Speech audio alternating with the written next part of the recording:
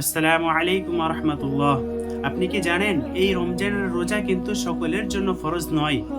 কিছু মানুষ এমনও আছে যাদের জন্য এই রোজা রাখা হারাম, এবং কিছু পরিস্থিতি এমনও আছে যেখানে তার জন্য রোজা না রাখার অনুমতি আছে। আজ আমরা কুরআন, সুন্নাহ ও গ্রহণযোগ্য কিতাবের আলোকে জানব কাদের উপরে রোজা ফরজ, কাদের জন্য রোজা রাখা ঠিক নয়, এবং কোন সেই পরিস্থিতি আছে যেগুলিতে আপনি রোজা না রাখতেও পারেন। ভিডিওটি অবশ্যই শেষ পর্যন্ত দেখুন, কেননা এই মাসালাগুলি প্রত্যেকটি মুসলমানের জন্য জানা একান্ত প্রয়োজন। নাহমাদুহু ওয়া নুসাল্লি আলা রাসূলিহিল কারীম, আম্মা বা'দ। সম্মানিত দর্শক মণ্ডলী, আজকের যে বিষয়টি নিয়ে আলোচনা করা হবে সেটি অত্যন্ত গুরুত্বপূর্ণ বিষয়। কার উপরে রোজা ফরজ, কার উপরে রোজা ফরজ নয়, কোন ক্ষেত্রে আপনি রোজা নাও রাখতে পারেন, আপনার জন্য ছাড় আছে, সেই সমস্ত বিষয় নিয়েই আলোচনা করা হবে। আজকের বিষয়ে সর্বপ্রথম যে টপিক নিয়ে আলোচনা হবে যে রমজানের রোজা কার উপরে ফরজ। এই বিষয়ে আমাদের জেনে রাখতে হবে যে রমজানের রোজা ফরজ হওয়ার জন্য চারটি শর্ত পাওয়া প্রয়োজন। নম্বর 1, তাকে মুসলমান হতে হবে। জানা দরকার যে অমুসলিমের উপরে কিন্তু এই রোজা ফরজ নয়। নম্বর 2, তাকে আকিল হতে হবে, অর্থাৎ সুস্থ মস্তিষ্ক সম্পূর্ণ মানুষ হতে হবে।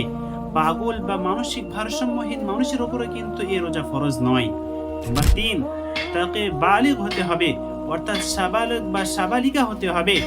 ছোট বাচ্চাদের উপরে কিন্তু রোজা ফরজ নয়, তবে তাদেরকে রোজার জন্য আপনি অভ্যস্ত করাতে পারেন। নম্বর 4, গায়ের মাযুর, অর্থাৎ অজুহাত বিহীন হতে হবে, শরঈ কোনো অজুর যেন তার না থাকে।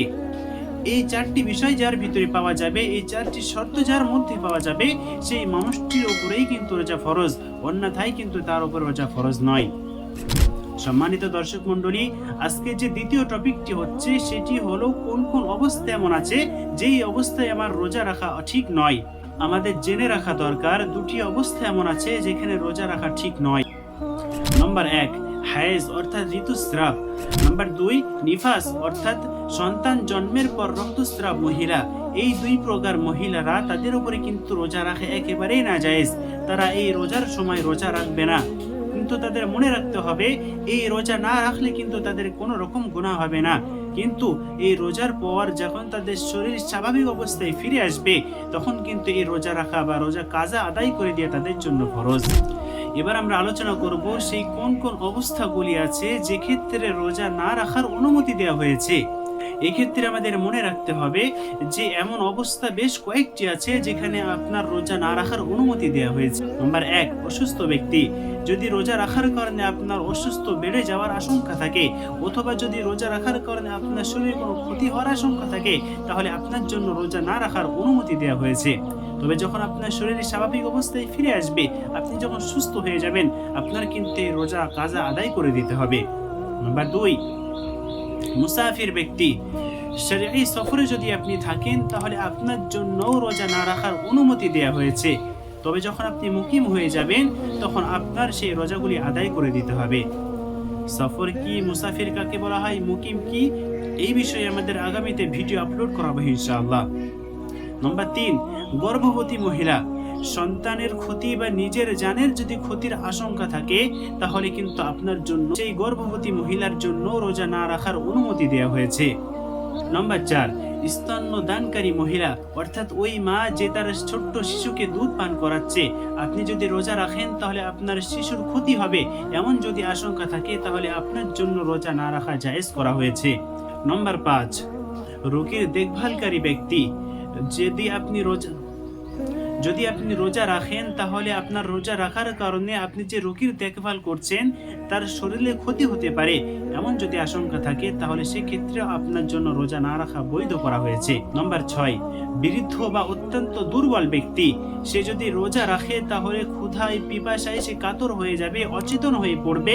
সেই ক্ষেত্রে তার জন্য এমন পরিস্থিতি যদি হয় তো তার জন্য রোজা না রাখার অনুমতি দেওয়া হয়েছে।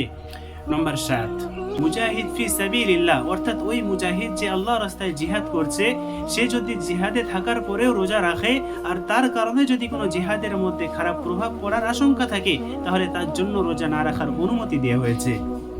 নম্বর 8, দীর্ঘ সময় ধরে অজ্ঞান হয়ে থাকা বা মাঝে মাঝে পাগল হয়ে যাওয়া এমন ব্যক্তির উপরে কিন্তু রোজা না রাখার অনুমতি দেওয়া হয়েছে।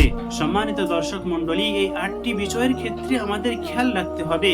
এই যে অজর বা কারণগুলি বলা হলো, যখন আপনার এই কারণগুলি দূর হয়ে যাবে বা শেষ হয়ে যাবে, তখন কিন্তু আপনাকে রোজা আদায় করে দিতে হবে।